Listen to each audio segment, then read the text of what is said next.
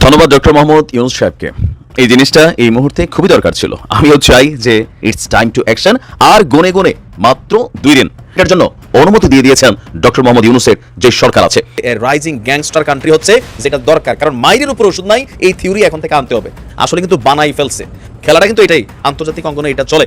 রাজধানী মোহাম্মদপুর এলাকায় আওয়ামী লীগের সাধারণ সম্পাদক ওবায়দুল কাদেরকে গণধোলাই দিয়ে আইনশৃঙ্খলা বাহিনীর কাছে সোপর্দ করেছে এলাকাবাসী। দেয় গণধোলাই। উনার যে খাট, ঘরের মধ্যে সেগুন কাঠ, তাই না, ওই খাটে ঘুমায়, কোটি টাকার খাটে ঘুমায়, আর যেখানে ফ্লোরে হয়তোবা জাজি কিছুটা দিতে পারে না, দেয় নাই। দেশেই আছেন আওয়ামী লীগের সাধারণ সম্পাদক ওবায়দুল কাদের। এবার এমনই দাবি করেছেন যুক্তরাজ্য প্রবাসী সাংবাদিক ইলিয়াস হোসেন। কিন্তু কোথায় আছেন তিনি? তার এখন বাকি দায়িত্ব হলো আপনাদের খবর দেওয়া দরকার। আমি খবর দিয়ে দিয়েছি যে হযরত ওবায়দুল কাদের বাংলাদেশ আছে। এখন বাংলাদেশের জনগণ কি করবে না করবেন এটা বাংলাদেশের জনগণের হাতেই ছেড়ে দিয়েছে। আওয়ামী লীগের জন্য আর চূড়ান্ত একটা বিগ ব্লাউ এবং শেষ হয়ে গেল আওয়ামী লীগের জন্য। আমি সরকারকে ধন্যবাদ দেই যারা এটা, যার মাথা থেকে আমি মনে করি এটা ডক্টর ইউনূসের মাথা থেকে আসছে। এর মধ্যে আরো সুসংবাদ আছে, আমরা ভুলে গেলেই হবে না। ডক্টর মোহাম্মদ ইউনূস স্যার ভুলে নাই। তাহলে কি বলবো না ডক্টর ইউনূস দেখাই দিল? 100 বার বলবো। তার ভাগ্য আছে, তার চেষ্টা আছে। খুব দ্রুতই উচ্চগতি সম্পন্ন বুলেট ট্রেন চালু হতে যাচ্ছে বাংলাদেশে। অন্তর্বর্তীকালীন সরকারের প্রধান উপদেষ্টা ডক্টর মোহাম্মদ ইউনূস বাংলাদেশের উন্নয়নে নতুনভাবে কাজ শুরু করে দিয়েছে। হাতে নিয়েছে নতুন নতুন মেগা প্রকল্প, যা বাংলাদেশকে উন্নত রাষ্ট্রে পরিণত করবে। আসসালামু আলাইকুম প্রিয় দর্শক, দেশের রাজনৈতিক প্রেক্ষাপট বা রাজনৈতিক পরিস্থিতির উপর বিশ্লেষণ করে আপনাদের সামনে কিছু গুরুত্বপূর্ণ ভিডিও ফুটেজ নিয়ে হাজির হয়েছি। এমনকি দর্শক, আমি আশা করছি যারা ভিডিওটি অন করেছেন তারা ভিডিওটি না টেনে সম্পূর্ণ মনোযোগ সহকারে দেখবেন, তাহলে এই ভিডিওর মূল রহস্য বা আসল ঘটনাগুলো জানতে বা বুঝতে পারবেন। তো প্রিয় দর্শক, আমি আর বেশি কথা বাড়াবো না, চলুন দেখে আসি আজকের সেই কাঙ্ক্ষিত ভিডিওগুলো। তবে তার আগে বলি, যারা এখনও চ্যানেলটি সাবস্ক্রাইব করেননি তারা সাবস্ক্রাইব করে পাশে থাকা বেল আইকনটি বাজিয়ে দিবেন, আর যারা ইতিমধ্যে সাবস্ক্রাইব করে রেখেছেন তাদেরকে অসংখ্য ধন্যবাদ। তো চলুন দর্শক, একটা লাইক দিয়ে আমরা ধারাবাহিকভাবে সকল ভিডিওর বিস্তারিত আলোচনা দেখে আসি। আবার ওয়াকার সাহেবকে নিয়ে আলোচনা করবে একটুখানি, যে উনি এদিক সেদিক যেতে পারবে না। ডক্টর মোহাম্মদ ইউনূস স্যারকে ছেড়ে উনি যেতে পারবেন না, যাওয়ার কোনো রাস্তা নাই। আচ্ছা, একটু ব্যাখ্যা দেই। উনি 25 তারিখে ভাষণ দিলেন, 27 তারিখে জাতিসংঘের মহাসচিব একটা বক্তব্য রাখলেন। সেই বক্তব্যের সারমর্ম হলো যে আমরা বাংলাদেশের বর্তমান সরকারের সাথে আছি এবং বাংলাদেশ বর্তমান সরকার অপরাধ ট্রাইব্যুনালে যে বিচার করবে সেই বিচারের সাথে আমরা আছি। এবং বক্তব্যের শেষের দিকে একটা সুন্দর কথা বলছে যে বাংলাদেশের আর্মিরা জাতিসংঘের শান্তি বাহিনীতে খুবই ভালো কাজ করতেছে, সুনামের সহকারে কাজ করতেছে। এই কথাটা কেন বললো? এই কথাটা বলার পিছনে কারণ ওই যে 25 তারিখে যে বক্তব্য রাখলো ওয়াকার সাহেব, ওনাকে আবার মনে করায় দিল যে ওনার বাহিনী আমার জাতিসংঘেতে ভালো কাজ করতেছে, তার মানে ভালো কাজ করতে দেন সুনামের সহকারে। আর আমরা বাংলাদেশ সরকারের সাথে আছি এবং বাংলাদেশ সরকার মানে ডক্টর মোহাম্মদ ইউনূস স্যার যে বিচারটা করতে চাচ্ছে এই বিচারের সহায়তা করব আমরা। এই বক্তব্যটা উনি কবে দিয়েছেন? 27শে ফেব্রুয়ারি, মানে 25শে ফেব্রুয়ারি ওয়াকার সাহেবের বক্তব্যের 2 দিন পর। এর মধ্যে আরো সুসংবাদ আছে। জাতিসংঘের স্থানীয় যে দপ্তর আছে সে দপ্তর থেকে 2 জন গতকাল ডক্টর মোহাম্মদ ইউনূস স্যারের সাথে দেখা করছেন। এর মধ্যে একজনের নাম উমা খান, আরেকজনের নাম আমি জানি না। এই 2 জন দেখা করার পর ডক্টর মোহাম্মদ ইউনূস স্যার অনেকগুলো পয়েন্টের মধ্যে মানে বিচারের এর মধ্যে আরেকটা হত্যাকাণ্ড তুলে আনছে। জুলাই আগস্টের হত্যাকাণ্ডের বিচার, তারপর বিডিআর হত্যাকাণ্ড যেটাকে বলা হয় বিডিআর বিদ্রোহ, কিন্তু এটা বিডিআর হত্যাকাণ্ড বিচারের অধীন আছে। দ্বিতীয় কোনটা? হেফাজতে ইসলামের শাপলা চত্বরের হত্যাকাণ্ড। সেই ভয়াবহ রাত, কি যে ভয়াবহ রাত! সমস্ত টেলিভিশন চ্যানেল বন্ধ করে দেওয়া হয়েছিল, কারেন্ট বন্ধ করে দেওয়া হয়েছিল, সারা রাত গুলি চলছে। বাইরে থেকে আসছিল সবাই, বাইরে থেকে লক্ষ লক্ষ ছাত্র মাদ্রাসার।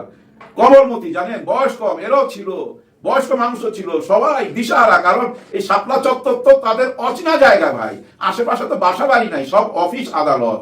কে কোন দিকে যাবে রাস্তা চিনতেছিল না, অন্ধকারের মধ্যে গুলি চলতেছিল, সমস্ত টেলিভিশন চ্যানেল সরাইয়া দেওয়া হয়েছিল। সকালবেলা ফায়ার ব্রিগেড দিয়ে সেই রাস্তাগুলা ধোয়া হয়েছিল। রাস্তাতে কি ধুইছিল ভাই? রক্ত ধুইছিল।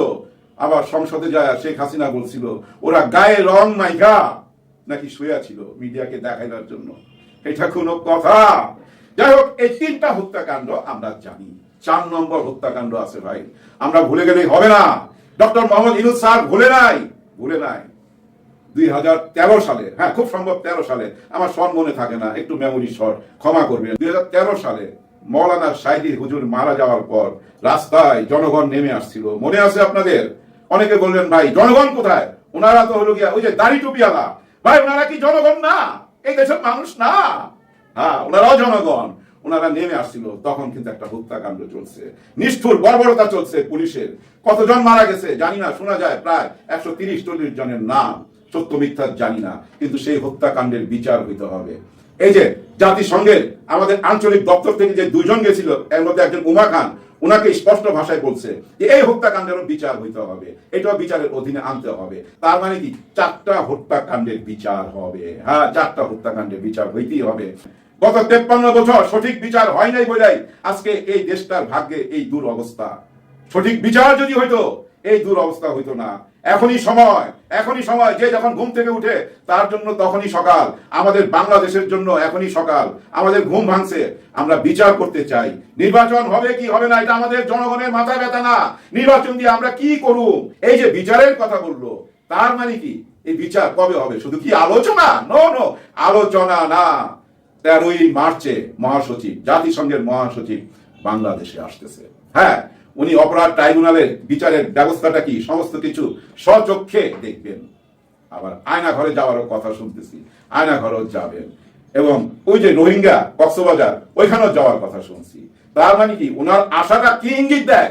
এই যে ওয়াকার সাহেবের ভাষণের পর 25 তারিখে ওয়াকার সাহেব ভাষণ দিল, জাতিসংঘের মহাসচিব কথা বললেন, মুখ খুললেন কয় তারিখে? 27 তারিখে। মানে ওয়াকার সাহেবের বক্তব্যের 2 দিন পর জাতিসংঘের মহাসচিবের ভাষণে আমরা বুঝলাম বাংলাদেশের সাথে উনি আছেন এবং বাংলাদেশের বিচার প্রক্রিয়াকে উনি সম্পূর্ণভাবে সহযোগিতা করবেন। এবং ওনারই আঞ্চলিক দপ্তরের 2 জন দেখা করার পর কি জানা গেল? বিচার 3টা না 4টা বিচার হবে। এবং এই 4টা হত্যাকাণ্ডের মূল আসামি কিন্তু একজন। হ্যাঁ, একজন। এই একজনের বিচার যদি হয়ে যায় ভাই, এই দেশ সোনার বাংলা হবে। আর এই একজনের বিচার দেখার জন্য আপনারা একটু অপেক্ষা করেন, অন্তত আর 7 থেকে 8 সপ্তাহ, 1.5 মাস অপেক্ষা করেন। দেশেই আছেন আওয়ামী লীগের সাধারণ সম্পাদক ওবায়দুল কাদের। এবার এমনই দাবি করেছেন যুক্তরাজ্য প্রবাসী সাংবাদিক ইলিয়াস হোসেন। কিন্তু কোথায় আছেন তিনি? সরকারকে পালাতে বলে, পালাবার পথ নাকি খুঁজে পাবে না। ফখরুল সাহেব পালিয়ে তো আছেন আপনারা। তারেক রহমান আর রাজনীতি করবে না, মুসলেকা দিয়ে পালিয়েছে লন্ডনে। 7 বছরের দণ্ডিত পলাতক আসামি আপনাদের নেতা ভারপ্রাপ্ত চেয়ারম্যান তারেক রহমান পালিয়ে যায়, আমরা পালাতে জানি না। 5 আগস্টের ছাত্র জনতার তীব্র আন্দোলনের মুখে দেশ ছেড়ে পালিয়েছেন ক্ষমতাচ্যুত প্রধানমন্ত্রী শেখ হাসিনা। সাথে সাথে গা ঢাকা দিয়েছেন দলটির তৃণমূল থেকে কেন্দ্রীয় নেতাকর্মীরাও। অনেকে গ্রেপ্তার হয়েছেন। জুলাই গণহত্যার অভিযোগে তাদের বিচার এখন আদালতে চলমান। তবে শুরু থেকে আত্মগোপনে রয়েছেন আওয়ামী লীগের সাধারণ সম্পাদক ওবায়দুল কাদের। দলটির অন্যান্য পলাতক নেতাকর্মীদের অবস্থান সামনে আসলেও ওবায়দুল কাদের অন্তরালেই রয়েছেন। সরকার পতনের পর কেউ দাবি করেছেন তিনি 5 আগস্টে যশোর সীমান্ত দিয়ে ভারতে চলে গেছেন। কেউ দাবি করছেন তিনি সংযুক্ত আরব আমিরাতে অবস্থান করছেন। আবার কিছু সূত্র বলছে তিনি গণ অভ্যুত্থানের পরও 3 মাস 5 দিন দেশেই ছিলেন। নানা গুঞ্জনের মাঝে প্রবাসী সাংবাদিক ইলিয়াস হোসেন এবার প্রকাশ করলেন চাঞ্চল্যকর তথ্য। সোমবার সকালে নিজের ভেরিফাইড ফেসবুকে দেওয়া এক পোস্টে ইলিয়াস হোসেন দাবি করেন ওবায়দুল কাদের দেশে থাকার খবর জেনেছেন তিনি। পোস্টে ইলিয়াস লেখেন, অত্যন্ত বিশ্বস্ত সূত্রে জেনেছি ওবায়দুল কাদের দেশেই আছেন। তিনি দেশ ছেড়েছেন কিংবা মারা গিয়েছেন এসব খবর পরিকল্পিতভাবে ছড়ানো হচ্ছে। এর আগে ওবায়দুল কাদের মারা গেছেন দাবিতে বিভিন্ন গণমাধ্যমের ফটোকার্ড সামাজিক মাধ্যমে ভাইরাল হয়েছে। তবে তথ্য যাচাইকারী প্রতিষ্ঠান রিউমার স্ক্যানার বলছে প্রচারিত ফটোকার্ডগুলো ছিল ভুয়া। প্রতিষ্ঠানটি এক প্রতিবেদনে জানায় ওবায়দুল কাদের মারা গেছেন দাবিতে উক্ত গণমাধ্যমগুলো কোনো ফটোকার্ড কিংবা সংবাদ প্রকাশ করেনি, বরং সেসব গণমাধ্যমগুলোর ডিজাইন নকল করে আলোচিত ফটোকার্ডগুলো প্রচার করা হচ্ছে। এর আগে বিভিন্ন গণমাধ্যমে বলা হয় জটিলতা এড়াতে দিল্লিতেই থাকতে পারেন ওবায়দুল কাদের। কেউ এখনো বলছেন কয়েক দফা সীমান্ত পার হওয়ার চেষ্টা করেও ব্যর্থ হয়েছেন তিনি। গত 5 আগস্ট আওয়ামী লীগ সরকারের পতনের পর দলটির বড় এবং মধ্যম সারির অনেক নেতা পালিয়ে ভারতে আশ্রয় নিয়েছেন। অন্যদিকে দলটির প্রধান পতিত স্বৈরশাসক শেখ হাসিনা অবস্থান করছেন ভারতে। ফলে কার্যত ভারতে বসে আওয়ামী লীগ নেতারা তাদের দলীয় কার্যক্রম চালাচ্ছেন। সক্রিয় রাজনীতিতে ফিরতে এখন দেশের অভ্যন্তরে থেকে যাওয়া আওয়ামী লীগের নেতাকর্মীদের মনোবল চাঙ্গা করার চেষ্টা করে যাচ্ছেন সেসব আওয়ামী লীগের নেতারা। বুলেট ট্রেন এখন আর বাংলাদেশের জন্য স্বপ্ন নয়, খুব দ্রুতই উচ্চগতি সম্পন্ন বুলেট ট্রেন চালু হতে যাচ্ছে বাংলাদেশে। অন্তর্বর্তীকালীন সরকারের প্রধান উপদেষ্টা ডক্টর মোহাম্মদ ইউনূস বাংলাদেশের উন্নয়নে নতুনভাবে কাজ শুরু করে দিয়েছে। হাতে নিয়েছে নতুন নতুন মেগা প্রকল্প, যা বাংলাদেশকে উন্নত রাষ্ট্রে পরিণত করবে। যেসব মেগা প্রকল্প নিয়ে নতুন সরকার কাজ শুরু করতে যাচ্ছে, বুলেট ট্রেন তার মধ্যে অন্যতম। বাংলাদেশে বুলেট ট্রেন চালু হয়ে গেলে এদেশের মানুষের জীবনযাত্রার মান পরিবর্তন হয়ে যাবে। ঢাকা থেকে চট্টগ্রাম যাওয়া যাবে মাত্র 20 মিনিটে। কয়েক বছর আগে বাংলাদেশে বুলেট ট্রেন চালু করার প্রস্তুতি যাচাই করে বাংলাদেশ রেল কর্তৃপক্ষ। তবে কবে নাগাদ বাস্তবায়ন হবে আর কী কী সুবিধা পাওয়া যাবে, আসুন এক নজরে তা জেনে নেই। বুলেট ট্রেন উচ্চগতি সম্পন্ন এক ধরনের আলফা এক্স প্রযুক্তির বিদ্যুৎ চালিত ট্রেন। এই ট্রেনের সাধারণ গতি কমপক্ষে 350 থেকে 400 কিলোমিটার পর্যন্ত হয়ে থাকে। বিশ্বের সর্বপ্রথম বুলেট ট্রেনটি হচ্ছে জাপানের শিনকানসেন ট্রেন। 1964 সালের 1 অক্টোবরে এই ট্রেনের যাত্রা শুরু হয় এবং সে সময় ট্রেনটির গতিবেগ ছিল ঘন্টায় 320 কিলোমিটার পার আওয়ার। সাধারণত যেসব ট্রেন 250 কিলোমিটার গতিতে ছুটে যায় বা এর চেয়ে বেশি গতিতে ছুটে যায়, তারাই দ্রুতগতির ট্রেন বা বুলেট ট্রেন নামে পরিচিতি লাভ করে। এগুলোকে অনেক সময় ম্যাগনেট ট্রেনও বলা হয়। এই ট্রেনগুলো চুম্বকের সাহায্যে রেলের উপরে ভেসে যাতায়াত করে। এই ভেসে থাকার কারণে রেলের সাথে ট্রেনের চাকার ঘর্ষণ কমে যায়। ঘর্ষণ কমার ফলে অনেক দ্রুতগতিতে একটি ট্রেন চলতে পারে। বিশ্বের সবচেয়ে দ্রুতগতির বুলেট ট্রেন এখন চীনের অধীনে, কিন্তু সবচেয়ে সফল এবং অর্থনৈতিকভাবে মোটামুটি সফল বলা যায় জাপানের বিখ্যাত বুলেট ট্রেন শিনকানকে। প্রায় 53 বছর ধরে যাত্রী সেবা দিয়ে যাচ্ছে ট্রেনটি। পরিবহন খাতে যুগান্তকারী পরিবর্তন আনতে বুলেট ট্রেনের পরিকল্পনা হাতে নেয় বাংলাদেশ সরকার। বলা হয়েছিল ঢাকা, চট্টগ্রাম, কুমিল্লা এবং চট্টগ্রামের পাহাড়তলিতে ইউরোপের আদলে হবে 5টি স্টেশন। প্রতিটি স্টেশন ঘিরে হবে মাল্টিমডার্ন ট্রানজিট হাব। পাহাড়তলি থেকে কক্সবাজার পর্যন্ত কোনো স্টেশন থাকবে না, কক্সবাজারে হবে সবচেয়ে আধুনিক স্টেশন। বাংলাদেশের বুলেট ট্রেনের প্রয়োজন আছে কিনা তা নিয়ে শুরু থেকেই আলোচনা ছিল। বুলেট ট্রেন অনেক উচ্চগতির হবার কারণে এই পুরোটা লাইন হবে উড়াল পথে এবং এটি বিদ্যুতের সাহায্যে চলাচল করবে। আর এই প্রজেক্ট 2027 সালের মধ্যে সম্পন্ন হওয়ার কথা ছিল। হাই স্পিড রেলওয়ে পরিচালনার যুগে প্রবেশ করার কথা ছিল বাংলাদেশের, যা সেকেন্ড স্টেজ। অথচ বাংলাদেশের রেল চলাচল এখনও ফার্স্ট স্টেজে পৌঁছাতে পারেনি। সঙ্গত কারণে ঢাকা থেকে চট্টগ্রামে 20 মিনিটে বুলেট ট্রেন চালানোর যে স্বপ্ন রেল কর্তৃপক্ষ দেশবাসীকে দেখিয়েছিল, তা অধরাই থেকে গিয়েছে। এই মেগা প্রকল্প স্থগিত হওয়ার নৈপথ্যে অনুসন্ধানে জানা যায়, সম্ভাব্যতা যাচাই ও নকশা প্রণয়নের পর প্রকল্প থেকে সরে গিয়েছে রেলপথ মন্ত্রণালয়।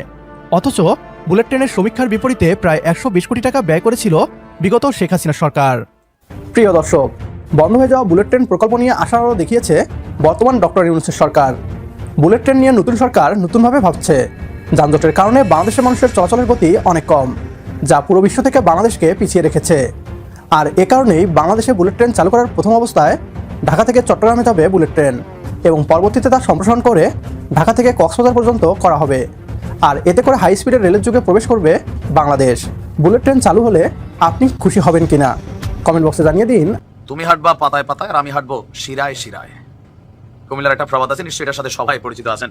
কথা বলছি যে আওয়ামী লীগের আত্মগোপনে চলে যাওয়া অনেক মামলার আসামিরা, এদেরকে ধরার জন্য ডক্টর ইউনূস সরকার একটা নতুন পরিকল্পনা নিয়েছে। ডেভিল হান্টে যেগুলো প্রকাশ্যে আছে, ডেভিল হান্ট আওয়ামী লীগের বিরুদ্ধে চলছে, আর 2-1% হয়তো অন্যান্য অপরাধীরা এখানে কানেক্ট হচ্ছেন। বাট যারা আত্মগোপনে চলে গেছেন, যাদের বিরুদ্ধে ভুয়া মামলা হোক সঠিক মামলা হোক, অনেক মামলা হয়ে গেছে, তাদেরকে ধরার জন্য নতুন এক পদ্ধতি অ্যাপ্লাই করেছে সরকার। তবে এখন বর্তমানে দেশের যে অরাজক পরিস্থিতি, সরকার মনে করছে এটার পেছনে আওয়ামী লীগ দায়ী। অর্থ, পেশি শক্তি, ষড়যন্ত্র, পরিকল্পনা আর এগুলাকে ইমপ্লিমেন্ট অথবা বাস্তবায়ন করার জন্য আরেকটা সেক্টর কাজ করে যাচ্ছে। সো প্ল্যানারদেরকে অথবা যারা এখানে ইনভেস্টর আছেন অথবা যারা মূল মাথাগুলো আছেন, গণহারে সবাইকে এবার গ্রেপ্তারের জন্য আপনার যে টোপ ফেলছে সেটা আদালতে। প্রিয় দর্শক, আমি আশা করছি ভিডিওটি সম্পূর্ণ মনোযোগ সহকারে দেখেছেন। সেই সাথে ভিডিও সম্পর্কিত কোনো তথ্য বা মতামত থাকলে কমেন্ট বক্সে জানিয়ে যাবেন। আজকের মতন এখানে শেষ করছি। ফিরে আসছি আগামী দিনে অন্য কোনো টপিকস নিয়ে। সে পর্যন্ত ভালো থাকবেন। আল্লাহ হাফেজ।